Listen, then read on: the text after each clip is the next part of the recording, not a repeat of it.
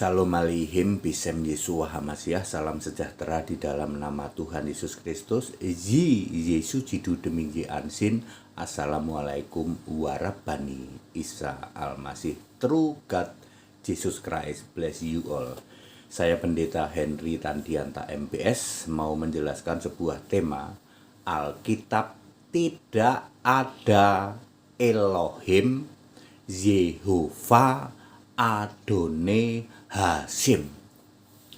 Bapak Ibu Saudara, saya akan berbagi pengalaman karena dulu saya adalah saksi Yehova.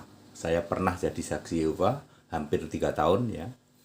Jadi bagaimana saya bisa memaklumi yaitu Anda juga bisa disesatkan oleh saksi-saksi Yehova dengan segala turunannya, yaitu Bapa Yahweh, Bapa Elohim, Hasim, Adonai. Ya, Bapak Ibu Saudara, Alkitab tidak ada itu. Hasim itu enggak ada.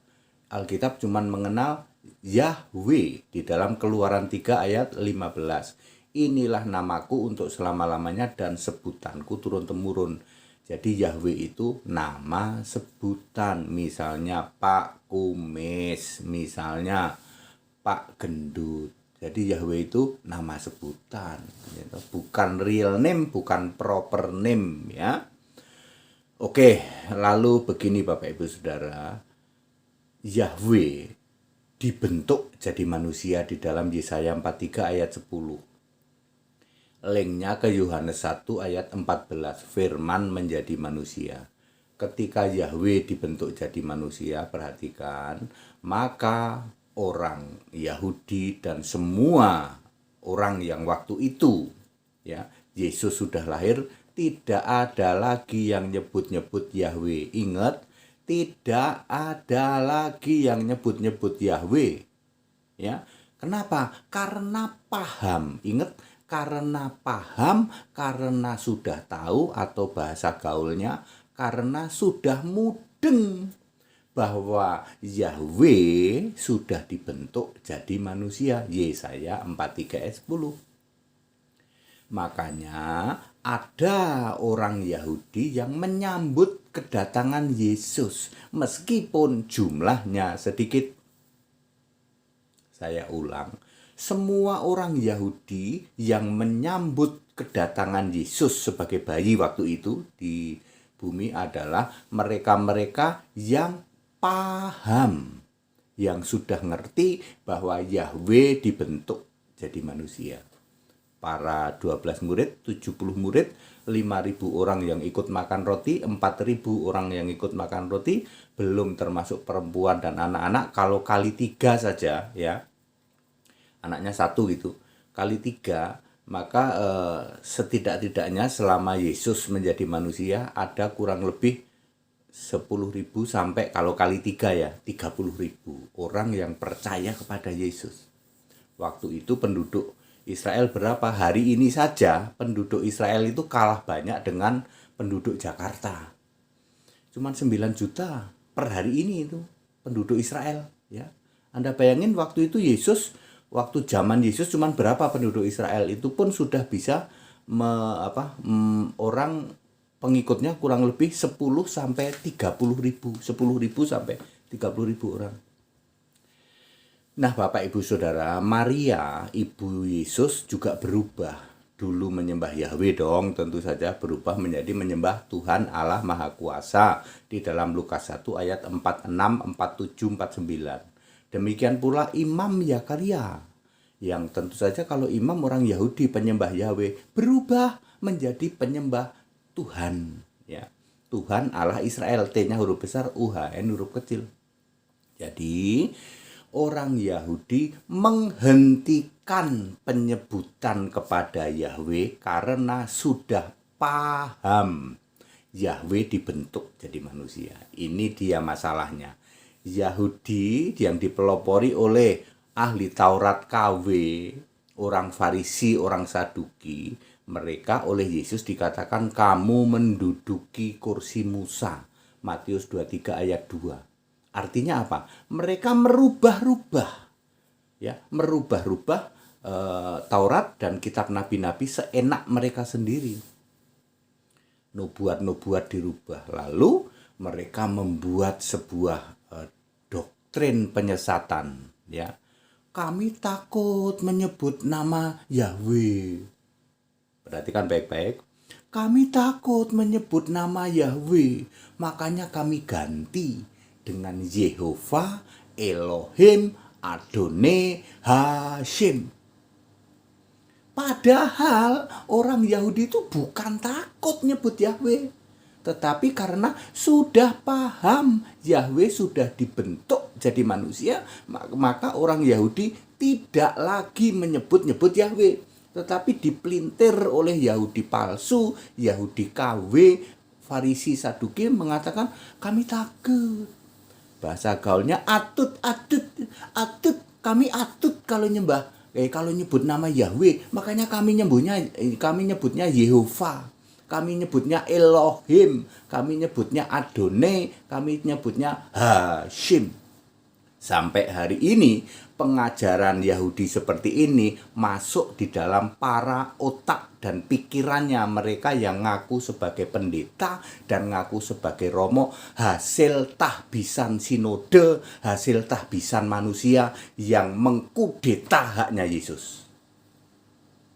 Pendeta-pendeta di luar sana yang ngakunya doktor, ya, yang ngaku pendeta, ngaku doktor, para romo-romo yang ditahbiskan oleh manusia. Di dalam otak pikirannya sudah tertanam, Yahudi atut, aku atut nih nyebut Yahweh, makanya aku sebut Elohim, aku sebut Yehova, aku sebut Adonai, aku sebut Hashim. Saya dulu juga begitu disesatkan. Makanya nggak heran saya bisa maklum mentorku, yang mentor katanya doktor, jadi penyembah Bapa Yahweh. Karena nggak paham, otaknya sudah diracuni dengan pemahaman Yahweh. Yahudi takut nyebut Yahweh. Mana ada Yahudi takut nyebut Yahweh? Yesaya 63 ayat 16 saja orang Yahudi bilang, Yahweh, engkaulah Bapa kami, namamu adalah penebus kami sejak dahulu kala. Yahudi itu tahu, Yahweh, engkaulah Bapa kami, namamu adalah penebus kami sejak dahulu kala. Orang Yahudi itu sebenarnya tahu Yahweh itu Yesus, penebus kami. Makanya orang Yahudi menyambut kedatangan Yesus. Jumlahnya memang tidak banyak, ya. Ya, tidak mayoritas. Yang mayoritas menolak hasil pelintiran dari Yahudi KW, Yahudi palsu. Maka Yesus berkata, ya, kan Yahweh sudah dibentuk jadi manusia, lalu nanti Taurat dibatalkan, ya, di dalam Efesus 2 ayat 15. Lalu gedung Bait Allah sebagai simbol agamawi diruntuhkan. Matius 24 ayat 2 digenapi tahun 70 Masehi oleh tentara Romawi di bawah Jenderal Titus. Maka sejak saat itu agama Yahudi sudah almarhum. Lalu Yesus berkata, siapa yang masih nyebut-nyebut Yahweh, ya, disebut Yahudi palsu atau jemaah iblis di dalam Wahyu 2 ayat 9, Wahyu 3 ayat 9.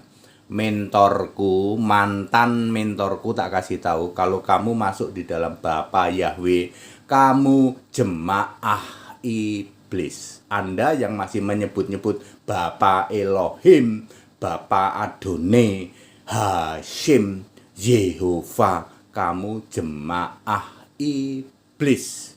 Ini pernah mengalami saksi Yehova. Jadi clear, tidak ada, ya, orang Yahudi aku atut untuk menyebut Yahweh. Mereka menghentikan penyebutan terhadap Yahweh karena paham, mudeng, ya, bahwa Yahweh sudah dibentuk jadi manusia, namanya Yesus. Makanya semua orang Yahudi yang asli, yang pemegang perjanjian lama, Tanak, pasti jadi orang Kristen. Kalau yang Yahudi KW, ya turunannya jadi Protestan, jadi penyembah segitiga, jadi penyembah Tritunggal, dan jadi agama-agama lain yang mirip-mirip tuh. Ya, para klamer itu juga turunannya Yahudi KW.